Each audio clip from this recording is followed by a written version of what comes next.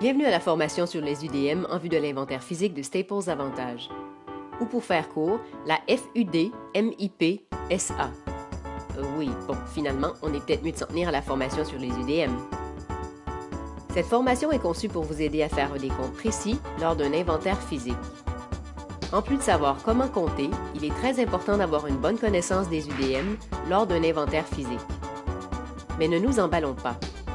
Répondons d'abord à quelques questions de base. Qu'est-ce qu'une UDM? Pourquoi les UDM sont-elles si importantes? De quelle façon peut-on déterminer une UDM appropriée? Quoi faire en cas de doute? Quel est le sens de la vie? Oups, désolé, mauvaise vidéo. Alors, que veut dire UDM? Quelqu'un? Non, pas un dindon maigrichon. Ça signifie unité de mesure. Et qu'est-ce qu'une unité de mesure? Chaque fois qu'un client commande un article chez Staples, il doit spécifier la quantité qu'il souhaite acheter. Par exemple, si le client a besoin de papier, il nous dira quelle quantité de papier il désire acheter. Supposons que le client nous dit « Bonjour, j'aimerais acheter du papier. J'en prendrai 20. » Vous ne trouvez pas qu'il manque quelque chose ici? À la place de Staples, vous désirez savoir « 20 quoi au juste? » Feuille, paquet, boîte, palette. Voilà ce qu'est une unité de mesure. En fait, c'est la façon dont nous vendons une unité de quoi que ce soit à notre client. Puisque le papier ne se vend pas à la feuille, l'unité de mesure feuille n'est pas utilisée.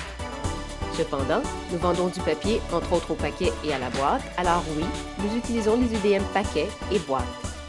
Et nous pouvons appliquer ces mêmes UDM à plus d'un produit. Nous vendons des boîtes de papier, d'eau, de détergent, de dindons, etc.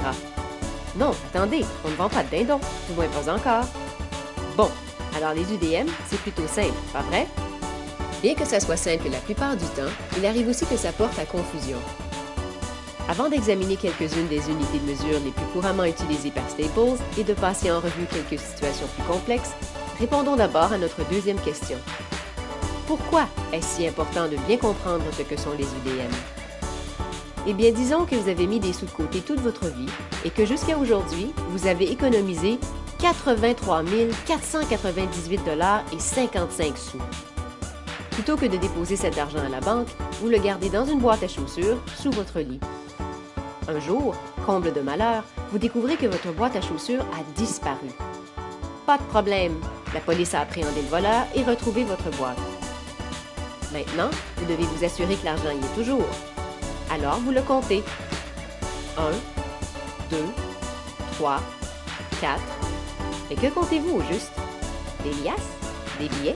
Des pièces de monnaie? Parce que vous désirez vraiment savoir si oui ou non vous détenez toujours 83 498,55 $, vous devrez compter toutes ces choses.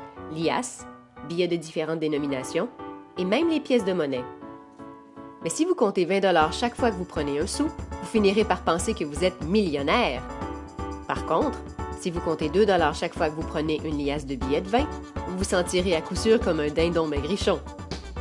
Vous devez compter chaque unité de mesure, liasse, billets, pièces de monnaie, etc., séparément, et ensuite additionner leurs valeurs afin de vous assurer que votre magot est intact. Dans le même ordre d'idées, on peut dire que Staples cache aussi un magot dans chacun de ses édifices. Mais ce magot prend la forme de stylos, papier, mobilier et évidemment de friandises. Et même ces articles peuvent présenter des unités de mesure différentes. Notre client peut acheter un stylo ou un paquet de stylos. Lorsque nous comptons 1, 2, 3, 4, nous devons nous assurer de le faire selon l'UDM approprié, sinon, voici ce qui peut arriver. Staples se croira soit plus riche ou soit plus pauvre qu'elle ne l'est en réalité. Ni l'une ni l'autre de ces situations n'est souhaitable et elles peuvent être évitées avec un inventaire physique précis utilisant les unités de mesure adéquates. De quelle façon pouvez-vous déterminer une UDM appropriée? Examinons quelques-unes des unités de mesure les plus couramment utilisées par Staples. Chaque unité de mesure est représentée par un code. U pour unité. Si les stylos ou les iPads, ou éventuellement les dindons, peuvent être vendus à l'unité à nos clients, alors l'UDM unité sera utilisée. Lorsque vous les comptez, vous devez compter chaque article individuellement. P pour paquet. Nous vendons des paquets de trombones ou encore des paquets de bandes élastiques. Lorsque vous comptez 1, 2, 3, 4, vous comptez des paquets de trombones ou de bandes élastiques et non chacun de ces produits individuellement. B pour boîte. Il arrive que le terme caisse soit utilisé au lieu de boîte. Pour nous, les deux termes signifient la même chose. Et finalement, S pour skid ou palette. Alors, de quelle façon déterminez-vous l'unité de mesure adéquate avant de commencer à compter? Dans l'ensemble, l'UDM sera clairement indiqué sur l'étiquette, juste ici. Dans plusieurs édifices, des étiquettes supplémentaires sont ajoutées, souvent de couleur vive, afin d'aider à clarifier ce qu'est l'unité de mesure appropriée. De temps à autre, il se peut que des situations plus complexes se présentent. Par exemple, Staples vend des bureaux. Comme ils sont vendus à l'unité, l'UDM sera U pour unité. Cependant, à l'endroit où est entreposé ce bureau, vous remarquez qu'il y a des boîtes de formats différents.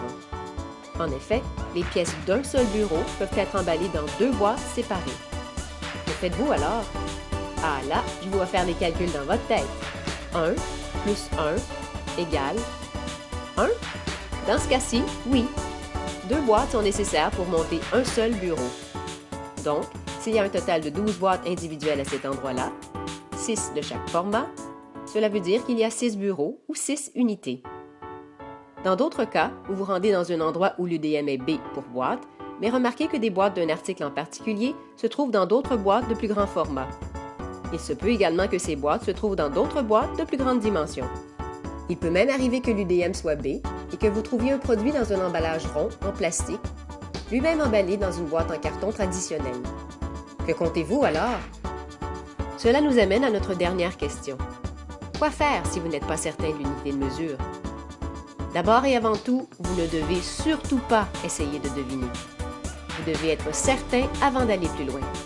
Et la seule façon d'y arriver est de demander à quelqu'un qui connaît l'UDM de ce produit en particulier. Demandez à votre superviseur ou au chef d'équipe. Nous n'insisterons jamais assez sur ce point. Demandez. Pensez au magot caché dans la boîte à chaussures. Vous voulez être certain à 100% qu'il ne manque pas un sou. Si vous n'êtes pas certain à 100% de l'UDM adéquate, vous n'embêterez jamais personne en demandant de nouveau et en redemandant encore. Staples sera heureuse que vous ayez pris la peine de vous informer. Alors, quelles sont les réponses à nos questions de base? Qu'est-ce qu'une UDM? UDM veut dire unité de mesure. C'est la façon dont nous vendons une unité de quoi que ce soit à notre client. Pourquoi les UDM sont-elles si importantes? Elles nous permettent de déterminer avec précision la valeur des produits qui se trouvent dans notre édifice. De quelle façon peut-on déterminer une UDM appropriée? Elle est indiquée clairement sur chaque étiquette. Quoi faire en cas de doute? Car pas de gêne, demandez à un superviseur ou à un chef d'équipe. N'oubliez pas qu'il vous faut toujours porter une attention très particulière aux unités de mesure. Nous vous souhaitons un inventaire physique productif et précis. Et merci beaucoup pour votre excellent travail.